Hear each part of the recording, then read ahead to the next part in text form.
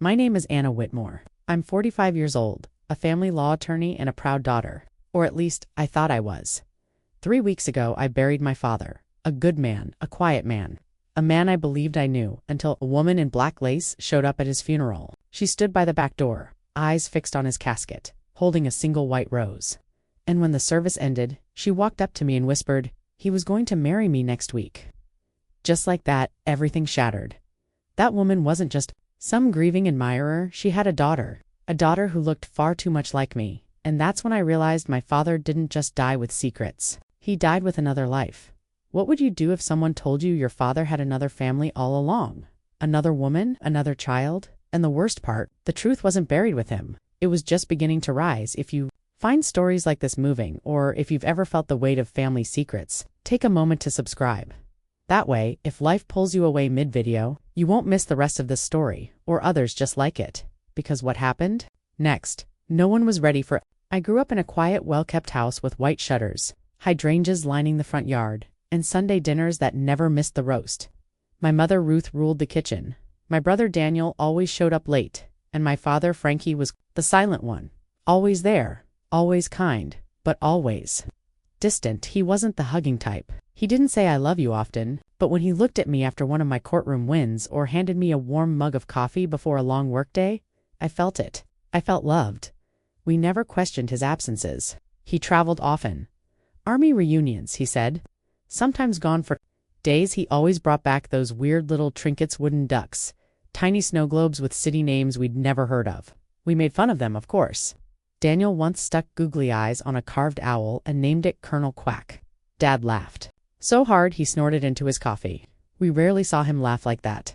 For years, I thought that moment was proof enough. Proof that we were whole, that we were enough.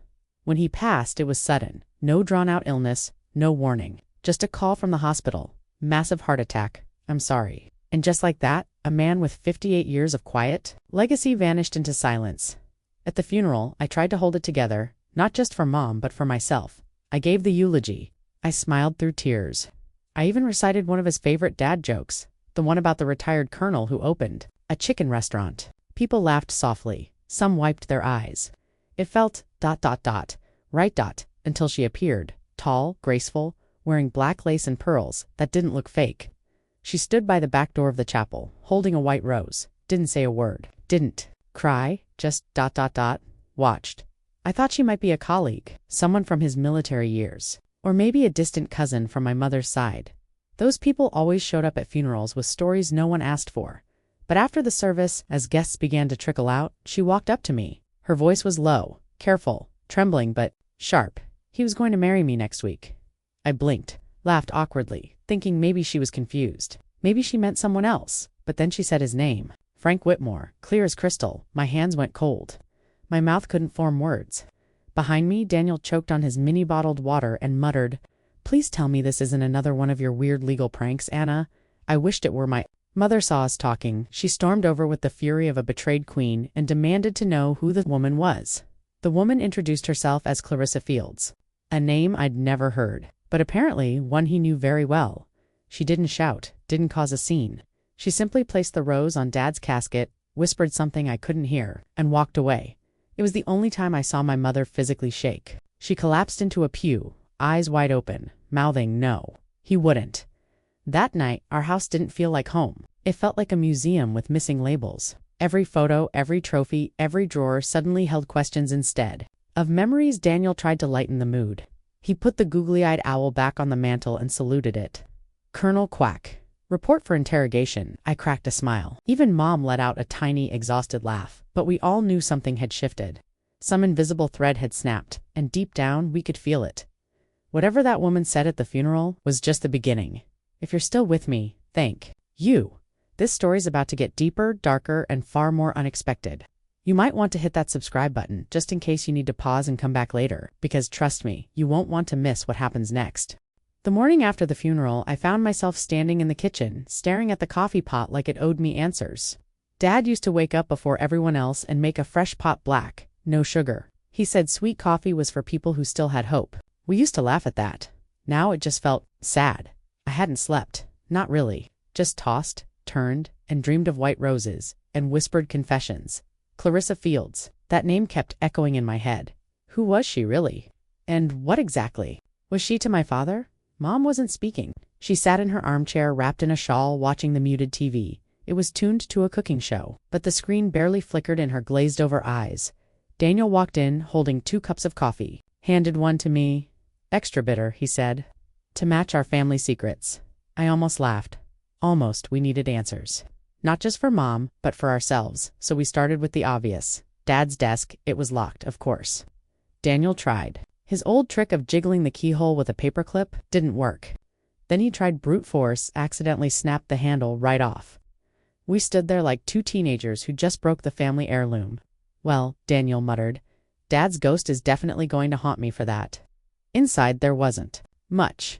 Bills, tax forms, some medals from his army days. But tucked inside a plain manila folder was something else. A florist's receipt for 12 white roses, delivered monthly, to Clarissa Fields. For the past 9 years, my hand trembled. Daniel took the paper from me and read it again, out loud, just to make sure it wasn't a mistake. Nope, there it was. Frank Whitmore. Billing address. Our home. Delivery address. Hers. We stared at each other. No one spoke. Even the silence felt louder than usual. I flipped through the rest of the drawer. Nothing obvious. Until I found a faded envelope wedged between an old passport and a crossword puzzle book. It was addressed to Ella, not Clarissa. Ella, the handwriting was Dad's. No doubt about it. Inside was a short letter.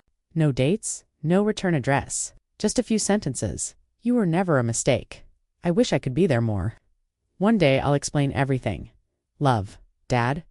I sat down on the floor. Not the couch, not a chair, just the cold wooden floor. So he had a daughter? Not maybe. Not possibly. Definitely another child. Another life. Another set of memories that didn't include us. Daniel sat beside me, slowly shaking his head. Do you think Mom knew? He asked quietly. I didn't answer because I wasn't sure what scared me more, that she didn't know. Or that maybe, somehow, she did that evening. I tried asking her. Gently, soft voice. No accusations, just curiosity. Mom, did you ever hear the name Clarissa or Ella? She didn't even blink. Just said, I told your father not to bring poison into our house. Then she stood up and left the room. I wasn't sure what that meant. Was it metaphorical? Literal? Bitterness or buried truth? Daniel, ever the practical one, pulled out his laptop and started searching. He found a listing for a Clarissa Fields, just 2 neighborhoods away. That was no coincidence. She's close, he said. Like, creepy close. We debated whether to visit, whether to call, whether to just leave it alone, but something inside me said no. I'd already opened the door. Now I had to walk through it. I changed into jeans and a sweater. Daniel grabbed the car keys as we headed for the door. He paused and said, You realize this is exactly how horror movies start, right? I rolled my eyes. Yeah, well, at least bring snacks. A moment of laughter, real laughter, and then the door shut behind us. We were no longer grieving children. We were investigators of our own father's shadow, and somehow, I had the feeling we weren't even close to the worst of it. If you're still following this story, thank you. It means more than you know. Don't forget to hit subscribe, so you can come back when you need to and so you don't miss the next part. Because the woman we were about to meet, she wasn't just a lover. She was part of something far more complicated. Clarissa's house sat on a quiet street, tucked behind a row of maple trees, the kind that turned gold in the fall and looked like something out of a postcard. There were wind chimes on the porch, a ceramic frog by the steps, and a mailbox painted bright blue with sunflowers. None of it made sense. This wasn't the home of a secret. It looked like the home of a retired librarian. Daniel rang the bell. I wanted to run. I didn't know what I expected screaming. A confrontation. But when the door opened, it wasn't Clarissa who stood there. It was a girl. Young, maybe 19, or 20, wavy brown hair, big hazel eyes, and a face that looked painfully familiar. My stomach dropped. Hi, she said, blinking. Are you the Whitmore kids? We froze. Then she smiled, soft, hesitant. I'm Ella. You must be Anna. I didn't know whether to cry or collapse. Her voice, her eyes, even the way she tilted her head when she smiled, it was like watching a ghost of my younger self. Clarissa appeared behind her, calm and composed, wearing a navy cardigan and pearl earrings. Not at all like the mysterious stranger from the funeral. I was wondering when you'd come, she said. We sat in the living room. There were bookshelves everywhere, family photos, a framed flag in the hallway. One picture caught my eye, Dad, in uniform, standing beside Clarissa, holding baby Ella. He looked younger, Happier, but still, unmistakably him. Clarissa handed UST, chamomile, no sugar. Frank liked it bitter, she said with a knowing smile. Same as always. I looked at her. She wasn't cruel. She wasn't smug. She was ... sad. Why didn't he tell us? I asked. It came out sharper than I intended. She paused, then said, he was afraid. Afraid of what? Daniel snapped. Afraid of losing you? The words hung in the air. Ella sat quietly, holding her mug with both hands. Then she said softly, I always knew about you. I turned to her. I used to Google you, she added, cheeks flushing. I saw your law firm's website, your photo, your articles. I didn't know what to say. She had followed my life from the outside. While I didn't even know she existed, I wanted to reach out once, she continued. When I was 15, I sent a letter. Clarissa interrupted gently. But your mother returned it unopened. That hit like a slap. My mother had known at least part of her did. Daniel stood up, started pacing. This is insane, he muttered. My dad was not the kind of guy who had ... secret families. Clarissa didn't argue. She just said, he wasn't two men, he was one man, split in two. There was a silence that felt like it belonged in a church. Then BZZZZZT Daniels' phone vibrated loudly. He fumbled, trying to silence it. Sorry, he muttered. Mom's calling. Again Clarissa smiled. A small, tired smile, I understand. Before we left, Ella walked us to the door. She looked at me, hopeful. I don't want anything, she said. Not money, not apologies. I just wanted to know if I had a sister. My throat tightened. I didn't have an answer. Not yet, but I nodded. I'll be in touch, I said. Driving home, Daniel didn't speak for a long time. Finally, he said, she's nice. She's real, I replied. And that somehow made it harder. At home, Mom was waiting. She didn't ask questions, just watched us like she already knew. I sat beside her and said quietly, why didn't you tell us? Her voice was cold, not angry, just hollow, because I didn't want you to love him less. I didn't know what hurt more, her silence all these years, or the fact that I understood it. Sometimes grief doesn't come all at once. Sometimes it comes in chapters. If you're still watching, thank you for walking through this one with me. If you'd like to hear what happened next, don't forget to subscribe. This story isn't over yet, and neither was my father's. The next morning, I woke up before the sun. For the first time in weeks, I didn't wake up crying. I woke up thinking about Ella, about the way she smiled, shy and hopeful, about how much of Dad I saw in her, and how much she had missed. I poured myself a cup of coffee and stood by the kitchen window. It was quiet, too quiet. When I was a kid, Dad used to whistle while making breakfast. Never full songs, just pieces, always something old. Sinatra, Nat King Cole. Now the silence hurt more than the sound ever did. Daniel came down, rubbing his eyes. Mom's not talking to me, he mumbled, reaching for cereal. She's not talking to anyone, I said. We sat in silence, listening to the cereal crunch between his teeth. Then he said, so, what now? I didn't answer, because I didn't know. But something in me needed more, not just answers, understanding. Later that day, I called Clarissa. She sounded surprised but not unwelcome. We agreed to meet this time without Daniel. We met at a small cafe near the lake. She wore the same navy cardigan. Pearls again. I thought you might come alone, she said. I sat down across from her, hands wrapped around my coffee like it was something holy. I need to understand, I said. She nodded. Then she began. Frank and I met 16 years ago, she said, through a veterans support group. He had back pain. I had grief. I'd just lost my husband. We started talking once a week, then twice, then every day. Her voice was steady, but there was a sadness behind it. I knew he was married, she continued. He never lied about that. He told me he had to. Kids, he spoke about you all the time, Anna. He was so proud of you. That broke something in me. I stared down at my cup. He never promised to leave your mother, Clarissa said, but he never truly stayed away from me either. And when I found out I was pregnant, he cried, like he didn't deserve the second chance but wanted it anyway. I looked up, tears blurring my vision. He came every week, she whispered, sometimes twice. He took Ella to the park. He taught her how to ride a bike. He made her Halloween costumes. He held her hand when she got her tonsils out. My throat tightened. He lived 2 lives, I said. Not as a question, just truth. Clarissa nodded yes, and he was torn apart by it. I asked her why they kept it secret for so long. She looked at me for a long moment, then said, because your mother made it clear if he ever brought that part of himself home, she'd leave and take you with her. I sat back, felt the air leave my lungs. Clarissa opened her purse and pulled out a worn leather journal. "I think you should have this," she said. It was Dad's handwriting. Every page I opened to a random spot and read, "Ella asked today if Anna would like her." I didn't know what to say. How do you explain to a child that love has borders? My hands trembled. I closed the book. Clarissa reached out, touching my wrist gently. "You don't have to forgive him," she said, "but I hope you'll remember. He was trying in the only way he knew how." We left the cafe without saying much else. Outside, the wind had picked up. The lake shimmered under gray skies. At home, I sat in the hallway and opened the journal again. Daniel peeked over my shoulder. "Is that?" I nodded. We read it together for hours. Each page felt like a thread, stitching together the man we thought we knew and the man he really was. There was a note near the end, a line that made me sob out loud.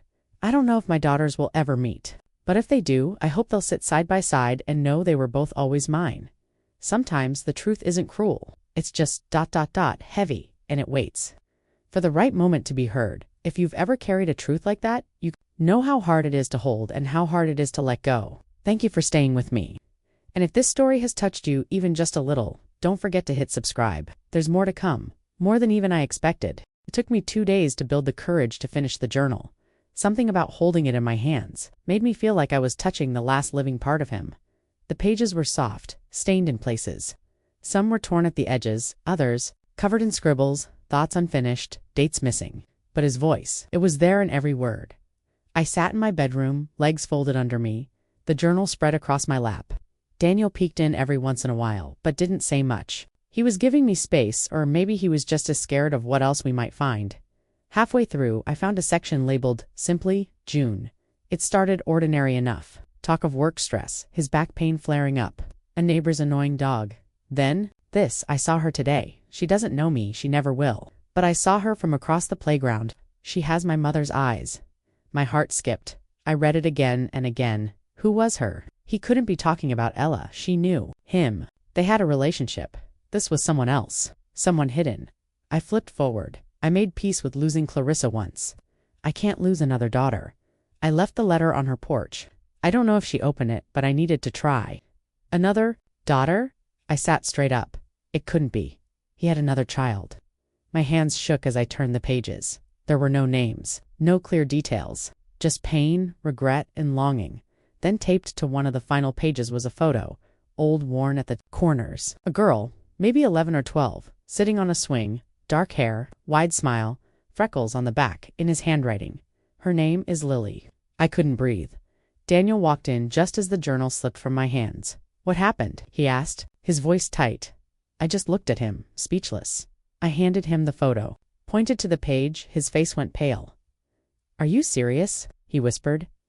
I nodded. Dad had 3 kids. Apparently, I felt sick. Part of me wanted to scream. Part of me wanted to find this Lily and hug her. And part of me just wanted to crawl under the covers and pretend none of it was real. Daniel sat down next to me, rubbing his face. "Okay, so we have a half-sister we know. And now maybe another one we don't?" I stared at the journal. "He left a letter," I said. "On her porch?" Daniel grabbed his laptop. It took hours. But eventually, through old mailing records and cross-referencing names from Dad's army contacts, we found an address. Same city, different world. The neighborhood was older, modest homes. We drove there just as the sun was setting. There was a wind chime on the porch, a welcome mat that said, "Hope lives here." I didn't know what I was expecting, but it wasn't a tall teenage girl in a hoodie, headphones around her neck, glaring at us like we were selling encyclopedias. "Can I help you?" she asked, arms crossed. I swallowed. "Are you Lily?" She raised an eyebrow. "Depends who's asking." Daniel chuckled softly beside me. "She's definitely related." I stepped forward. "My name is Anna Whitmore," I said. I think I might be your sister." Her expression didn't change, didn't soften, just studied me long and hard. Then she said, "My mom told me someone might come one day." I blinked. "You knew?" She nodded. Double quotes. She said my dad was married, said I was the result of a mistake. But I never believed I was a mistake. Not really. She looked down at her sneakers. "He sent letters. I never wrote back. I didn't know. If I wanted to." I felt something twist inside me. "I don't want anything," she said quickly. "I don't want money or pity or some reunion dinner where we pretend to catch up." I smiled, good, because I'm a terrible cook. She cracked the tiniest smile. Then she said, "But maybe coffee sometime." I nodded. "Absolutely." Back in the car, Daniel looked at me. "I can't believe I'm saying this," he said, "but I kind of like her." We both laughed. It wasn't a joyful laugh, but it wasn't bitter either. It was the laugh of two people who'd survived a storm and just found a little sunlight breaking through. If this story has reminded you of someone you lost or someone you found, you're not alone. And if you want to follow the rest of this journey, hit that subscribe button, because there's still more to uncover. A few days passed. The air was starting to shift from summer to early fall. Trees were turning golden, the kind of beauty that breaks your heart a little because it only lasts a short while. Mom still didn't say much. She cooked in silence, cleaned in silence, and when I tried to talk about Lily or Ella, she simply said, "I don't want to dig up more ghosts." But ghosts don't stay buried. They knock louder when you ignore them. One morning, as I was going through some of Dad's old storage boxes in the attic, I found a small green velvet box. Inside was a ring, a delicate gold band with a tiny sapphire. I'd never seen it before. Tucked underneath it was a faded Polaroid. A woman I didn't recognize, gray hair, soft eyes, holding a baby wrapped in pink dot, written on the back, "Marjorie plus Grace, 1984. I paused. Marjorie. That wasn't Grandma Whitmore. My so-called grandmother's name was Eleanor.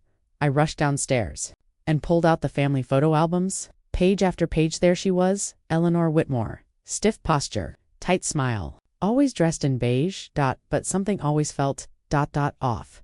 She never called us sweetheart, never kissed our foreheads. She showed up to birthdays late, left early. Never remembered our favorite ice cream flavors. She wasn't cruel, just cold. Now, I was starting to wonder why I brought the photo to Mom. "Who is this?" I asked. Her face changed instantly. Color drained from her cheeks. She sat down without a word. After a long silence, she finally said, "Marjorie was your father's mother, your real grandmother." My hands went cold. Then, who was Eleanor? Mom stared at the photo in her lap. "She was your grandfather's second wife, your dad's stepmother. But when Marjorie passed, he didn't want to confuse you, didn't want you growing up with complicated truths." I sat beside her, stunned. "So we called her Grandma." But she wasn't. Mom nodded slowly. "She never loved you less. But she never really tried to love you more either." It made sense now. Why Eleanor always felt transactional.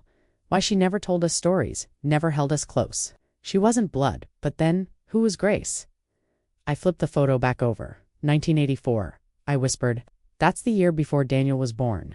Mom took a deep breath. "She was your father's niece, born to his sister Linda. They were close, but then Linda disappeared. Packed up and left town with a man twice her age. No forwarding address, just gone. And Grace. She was left with Marjorie for a while, then adopted." I stared at the photo. "So I have a cousin out there." "Maybe," Mom said softly. "Or maybe something else." That night, I couldn't sleep.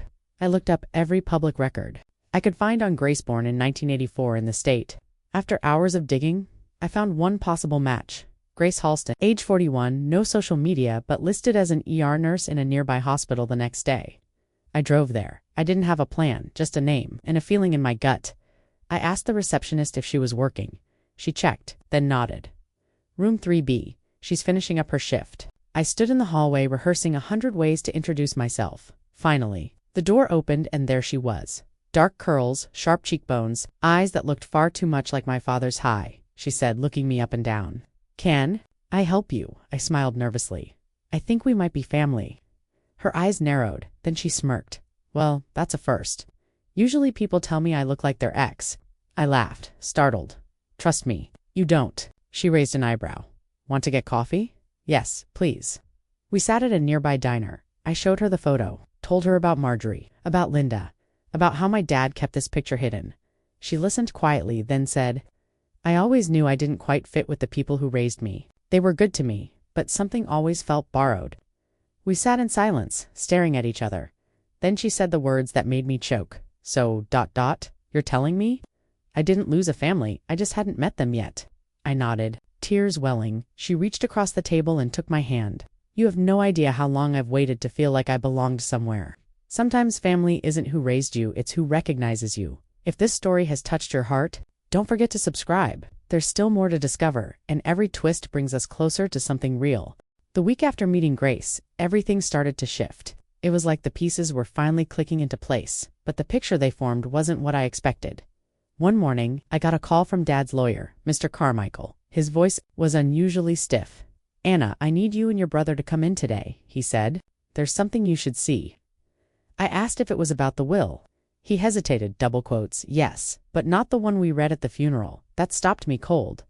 "There's another will?" I asked. He didn't answer directly, just said, "Come. At 2 p.m. I'll explain everything then." Daniel and I sat in the lobby of Carmichael & Lowe, the same firm Dad used for decades. Same mahogany walls, same dusty bookshelves, except this time the silence felt sharper. Like something was waiting behind the door. Mr. Carmichael ushered us in, then locked the door behind him. "I was instructed to hold this until I received confirmation," he said, placing a sealed envelope on the table. "Confirmation of what?" Daniel asked. Carmichael folded his hands. "Confirmation that all of Frank's children, all of them were known. Eleanor, I leave the house and her retirement account. To my son, Daniel, my tools, my coin collection, and the Jeep Cherokee. To Anna, my books, my journals, and the family ring." I held my breath. Then it came. "To my daughters, Ella and Lily Equali, leave the remainder of my estate, including life insurance and investments." Daniel's jaw dropped. "What?" I couldn't speak. Mr. Carmichael looked at us carefully. "Your father made this revision privately. He told me he didn't want to cause pain at the funeral, but he believed it was time to make things right." Daniel stood up. "You're telling me Ella and Lily get everything?" "No," I whispered. "Not everything. Just the part he couldn't give them while he was alive." There was a moment of heavy silence.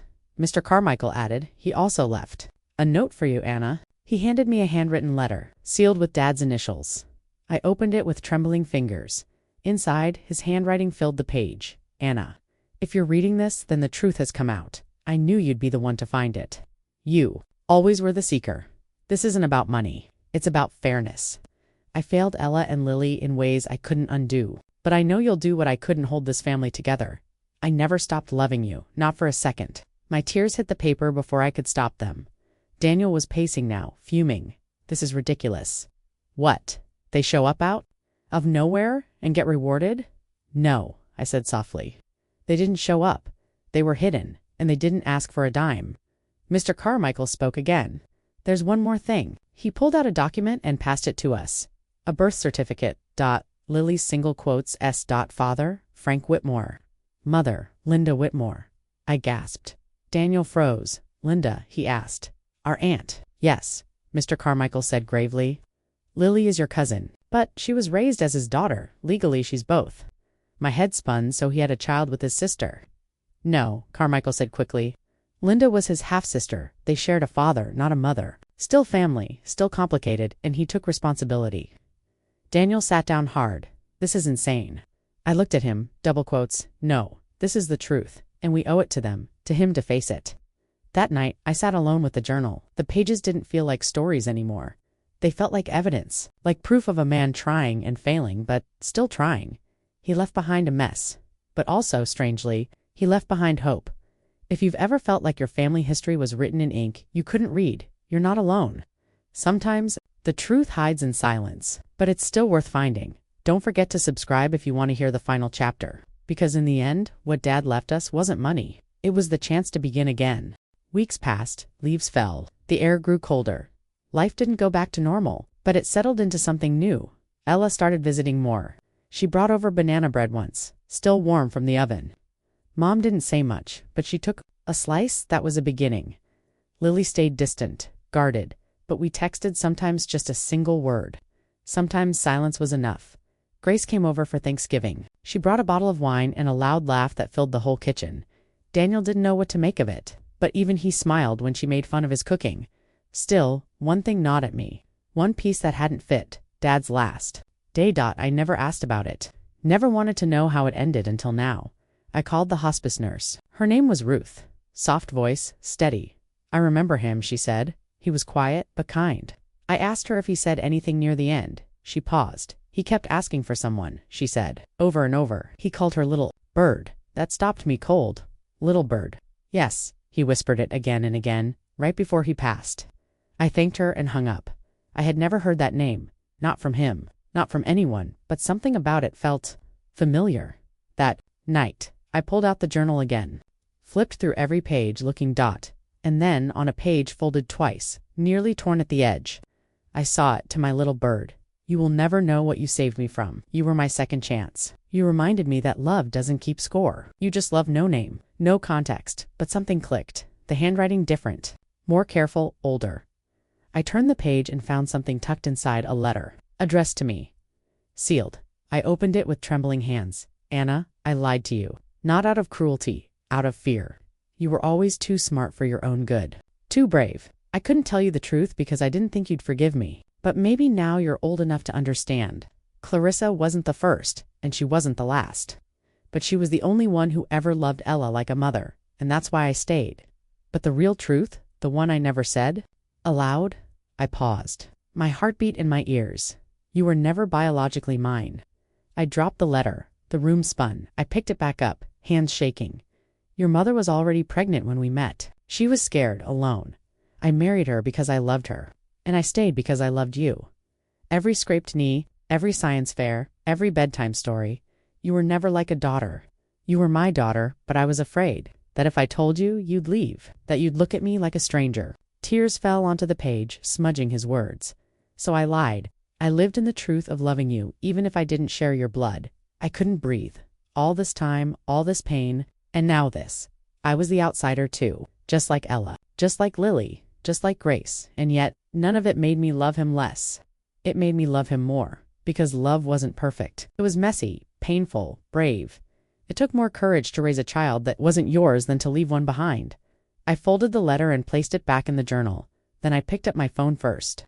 I called Ella, then Lily, then Grace. Come over, I said. Tonight. We sat in the living room, just the four of us. No old rules, no titles, no family tree, just sisters. And I told them everything. We cried, we laughed. Lily cursed loudly, which made Mom yell from the kitchen. And somehow, that felt exactly right. Later, I lit a candle on the mantel, next to Dad's photo. Not because he was perfect, but because he tried. And that matters to anyone who's ever carried a family secret, or lived with the weight of silence. Know this. You are not defined by the blood in your veins, but by the love in your life. Thank you for being here. If this story found you at the right time, don't forget to subscribe, because sometimes the end of one story is just the beginning of another. What makes a family? Is it blood? Is it truth? Or is it the quiet, ordinary choice to stay, to forgive, to love even when it's complicated? This story didn't offer neat answers. It offered something braver, the truth in its most human form. Messy, unfinished, and honest. A man built a life out of broken pieces. Some he caused, some he inherited. And even in his failures, he left behind something extraordinary, a chance for healing. We live in a time where secrets no longer stay buried, where old definitions of family are being rewritten not in ink, but in empathy. So maybe the question isn't what makes a family, but who are we willing to hold on to even after the lies fall away? That's a question only you can answer. I'd love to hear your thoughts in the comments.